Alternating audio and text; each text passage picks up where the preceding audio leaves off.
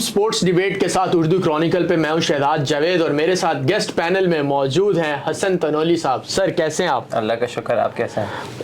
बिल्कुल बेहतर होंगे। कल का एक ज़बरदस्त मैच देखने के बाद तो पाकिस्तानी जितने हैं सोशल मीडिया पर छाए हुए हैं। बिल्कुल, आप देखें मीम्स का तूफान आया हुआ है और जो स्पेशली नसीम शाह ने जो आखिरी ओवर में उनका हशर किया है वो तो अल्लाह माफ़ी करे। बेहतरीन मैच था।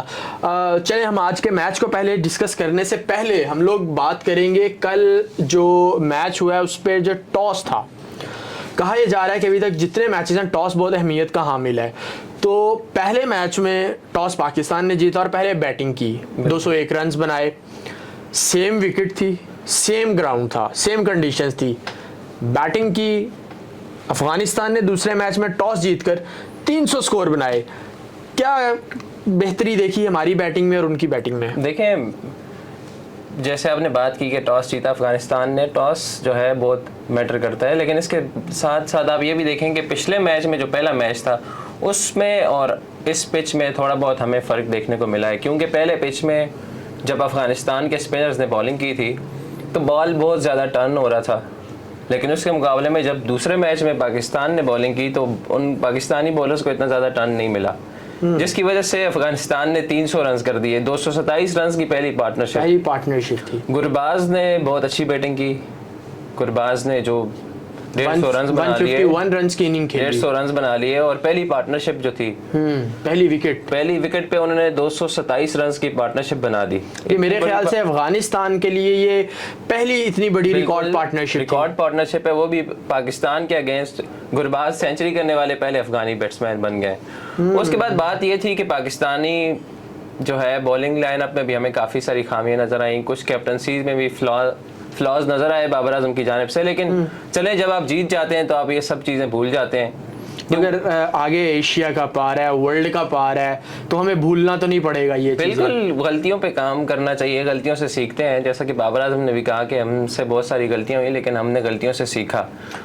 कल हारिस रऊफ भी आउट ऑफ फॉर्म नजर आए आपको, एक ओवर में 4 चौके लगातार खाए, तो क्या फॉर्म नहीं थी? क्या हुआ? फॉर्म नहीं, देखें प्लेयर का ना क्रिकेट में दिन भी होता है, तो जैसे पहले मैच में उनका दिन था, इसी तरह दूसरे मैच में उनका दिन ही नहीं था। तो बाबर आजम ने भी ये गलत किया कि भाई बॉलिंग चेंजेस जो थी उस हिसाब से नहीं की और सलमान अली आगा को एक ओवर भी नहीं दिया कल। हारिस रऊफ को 4 चौके लगने के बाद बाबर आजम ने कोई ओवर नहीं दिया। हालांकि उनको ओवर, मैन हमारे सबसे तेज बॉलर हैं टीम में करंटली, उनको ओवर देना चाहिए था। तो ये काफी सारे फ्लॉज नजर आए बाबर आजम की कैप्टनसी में, लेकिन फिर भी चलें, in the end all is well that ends well. बिल्कुल, all is well and is well. अच्छा, हम बात कर रहे हैं अभी बॉलिंग की। कल दोबारा 2 लेग स्पिनर्स के साथ गए। ऐसी कौन सी आफत आई हुई है हमें कि हम क्यों नहीं एक लड़के को लेके गए हैं बेंच के लिए, हम उसको नहीं खिला रहे, उसको बाहर बिठा रहे हैं। मैं नाम ले रहा हूँ, जो टेस्ट हालिया सीरीज़ हुई है उसमें रिकॉर्ड सेंचुरी बनाने वाले हमारे बैट्समैन की, अब नाम तो समझ गए होंगे, सऊद शकील का कह रहे हैं। सऊद शकील को मेरे ख्याल से चांस देना चाहिए और आखिरी मैच में इंशाल्लाह उनको चांस दिया भी जाएगा, क्योंकि बाबर आजम ने कहा है कि अब हमने वो कम्बिनेशन बनाना है जिस कम्बिनेशन के साथ हमने वर्ल्ड कप के लिए जाना है और एशिया कप के लिए जाना है।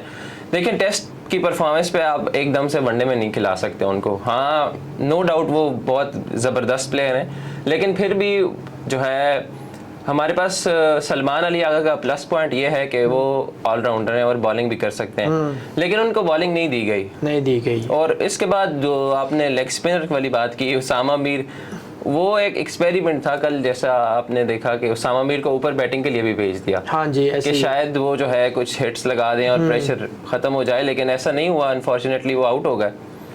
तो अभी बाबर आजम, जहाँ तक मुझे लगता है, वो कम्बिनेशन बनाने की कोशिश कर रहे हैं कि भाई हमारा जो कम्बिनेशन है वर्ल्ड कप के लिए वो किस तरह का बनाना है। और ये सीरीज़ काफ़ी हेल्प आउट भी कर रही है, क्योंकि प्लेयर्स जिस तरह से परफॉर्म कर रहे हैं, कौन से नंबर पे, तो बड़ा एक जो है पॉजिटिव रिस्पॉन्स मिलेगा। बॉलिंग की तो बात होगी, अब हम आते हैं बैटिंग की तरफ।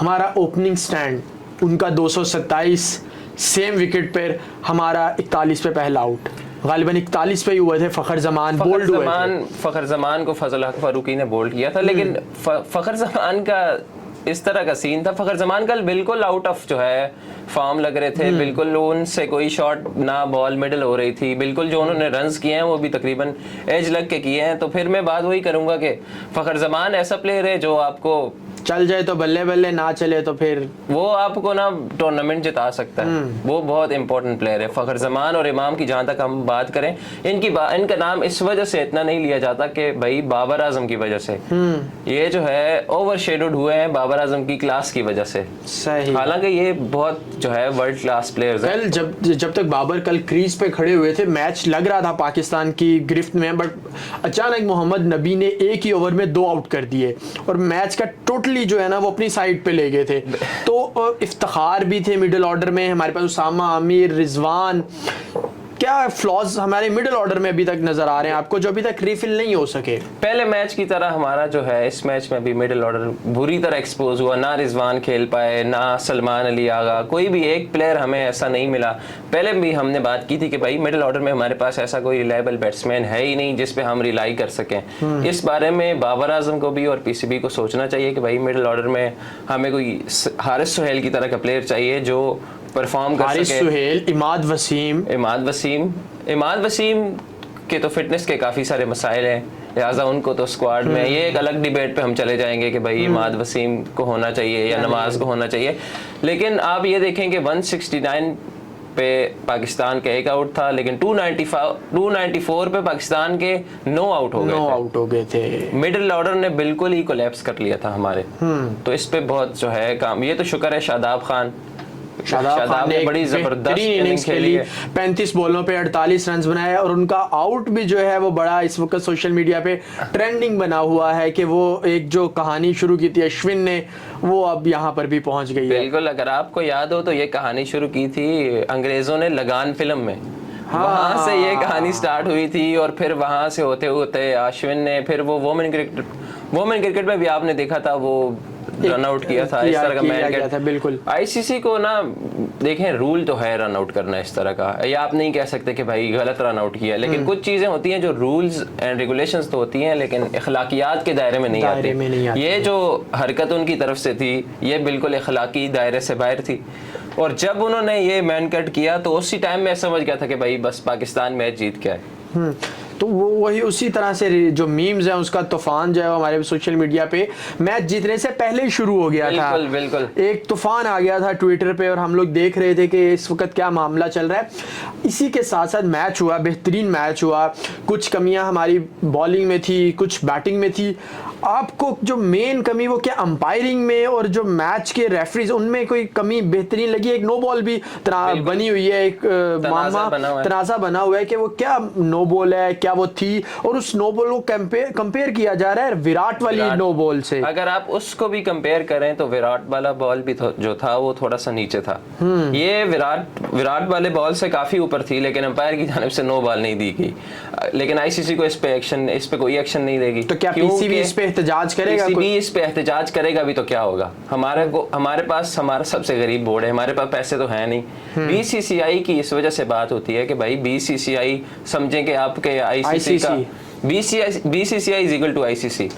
90% रेवेन्यू तो वो पैसे की बात भी है। उस नो बॉल के खिलाफ हमें शादाब भी जो एहतजाज करते ग्राउंड में भी नजर आए थे कि ये नो बॉल है। अगर आपने देखा हो तो मैच जब खत्म हो गया था तो बाबर आजम को हमने कभी भी इतना गुस्से से नहीं देखा, गुस्से में देखा ही नहीं है। बाबर आजम भी बहुत गुस्सा हो गया और वो फौरन अंपायर के पास आए और उन्होंने बात करते हुए भी दिखाई दिए कि भाई नो बॉल नहीं दी गई, वो नो बॉल के बारे में बात कर रहे थे।